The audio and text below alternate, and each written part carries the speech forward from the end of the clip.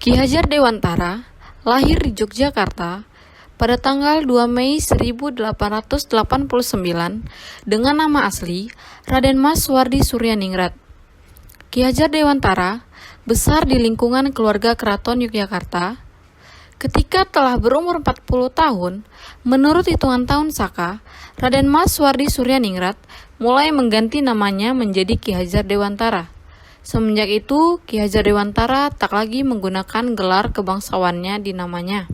Ki Hajar Dewantara mempunyai sifat tanggung jawab. Ini dapat kita lihat dari keseriusannya dalam berusaha memajukan pendidikan anak-anak Indonesia. Meskipun memperoleh banyak rintangan, beliau tetap berjuang keras dalam memajukan pendidikan di Indonesia. Itu menunjukkan tanggung jawab pada dunia pendidikan anak-anak Indonesia.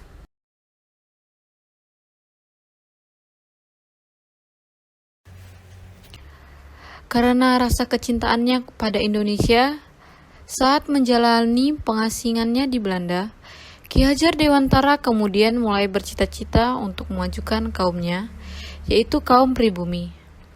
Ia berhasil mendapatkan ijazah pendidikan yang dikenal dengan nama Europees Eikte, atau ijazah pendidikan yang bergengsi di Belanda.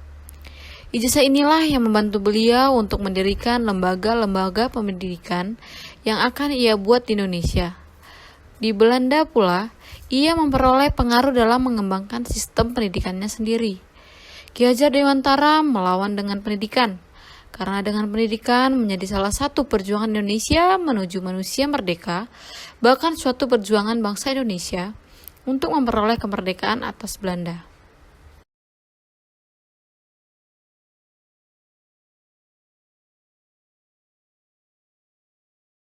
Meskipun ia keturunan bangsawan, Wardi Suryaningrat tidak pernah menonjolkan gelar kebangsawannya. Ia selalu menganggap dirinya rakyat biasa. Saat ia genap berusia 40 tahun, menurut hitungan penanggalan Jawa, ia mengganti namanya menjadi Ki Hajar Dewantara. Ia tidak lagi menggunakan gelar kebangsawannya di depan namanya. Hal ini dimaksudkan supaya ia dapat bebas dekat dengan rakyat, baik secara fisik maupun jiwa. Dengan ini membuktikan bahwa Ki Hajar Dewantara merupakan orang yang sangat rendah diri. Pada tanggal 3 Juli 1922, Ki Hajar Dewantara mendirikan National Underwich Institute Taman Siswa atau Perguruan Taman Siswa.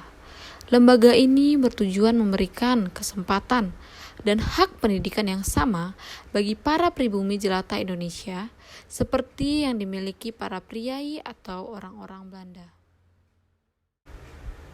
Beginilah bunyi pesan anti korupsi dari Ki Hajar Dewantara. Aku hanya orang biasa yang bekerja untuk bangsa Indonesia dengan cara Indonesia.